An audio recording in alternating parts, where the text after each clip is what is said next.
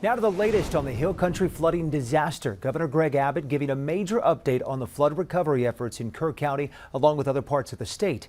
During a news conference today out in San Angelo, the governor is saying the death toll in Kerr County now stands at 116, although he did not give an update on the number of people missing. Across the state, the governor is saying the number of dead now stands at 135. The governor also said as flood recovery efforts continue in other parts of the state, they'll be focused on Kerr County for some time. We're not taking our eye off of what's going on in Kerrville at all. We continue the process of recovering bodies, of removing debris, of rebuilding, and the early process of getting people back into homes.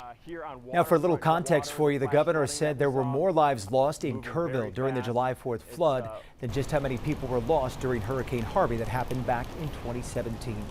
New information tonight as family members say they don't believe the director of Camp Mystic received the urgent alert about the Hill Country flooding on July the 4th. Jeff Carr, who's a spokesperson for the Eastland family and the camp, says Eastland began to take action after more than 2 inches of rain had fallen that morning. But after initially portraying that Eastland got the alerts about a flash flood, Carr is now saying the timeline of the tragedy isn't as clear. He said just because Eastland had a cell phone doesn't mean he actually saw the alert. Tonight at 6 o'clock, the News 4i team's Jay Avila is digging deeper into that story. Be sure to join us in.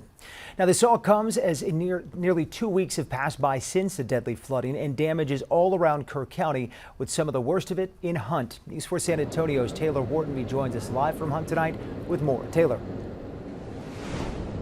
Good evening.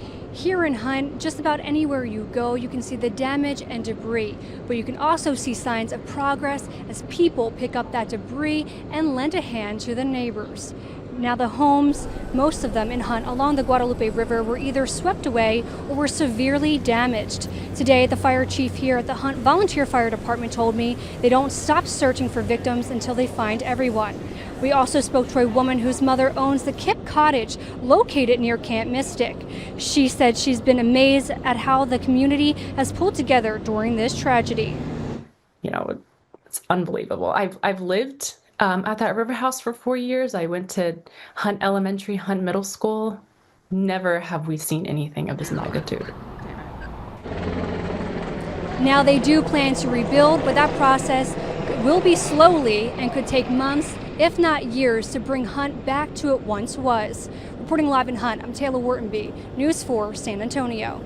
Also today, we're learning more about some of the victims of the flooding. The Santana family was just one of the many families impacted. Eddie Santana and Ileana Santana traveled from Alabama to spend the holiday with their son, his wife, and their daughter, 3 generations in all. Around 4 a.m., Eddie Jr. says the water rose quickly into their cabin and it started floating away. Eddie was able to make it out, but his family sadly swept away. They've all since been recovered and we're told will be laid to rest together. The community in Belleville, meantime, honoring one of the children killed at the floods at Camp Mystic. Hundreds of first responders stopped along the route from San Antonio to Belleville to pay tribute to 8-year-old Virginia Hollis. She was in the Twins 2 cabin when the floods swept through that camp. Loved ones described her as brave and curious. People living in parts of Comal County may have heard sirens today, but it was all just a drill for the county's high water siren systems. News 4 San Antonio's Ethan Trejo learned why these tests are so important for community safety. Ethan. Well, Comal County has 9 high water warning sirens located throughout its jurisdiction, each located at some portion of the Guadalupe River. And today I tagged along as emergency operations crews made sure they're working properly. The county says these are not reactionary tests as a result of devastating flooding in Kerrville, but rather a standard test that have been conducted as part of their newly installed warning system. Sirens along the Guadalupe were commissioned months in advance, with each sending notifications immediately to county officials in an attempt to save lives and reduce response time. Comal County is prone to flash flooding throughout the entire county. So there are a couple other areas that we'll be looking at for the potential to install a siren, certainly low water crossing warnings and those type of devices. million paid for through county tax dollars. Comal is currently looking at other areas for potential installations and more accurate alert triggers. County officials say they're also currently looking into more escape routes for areas at risk for flooding, but those conversations are still developing. Ethan Trejo, News 4, San Antonio.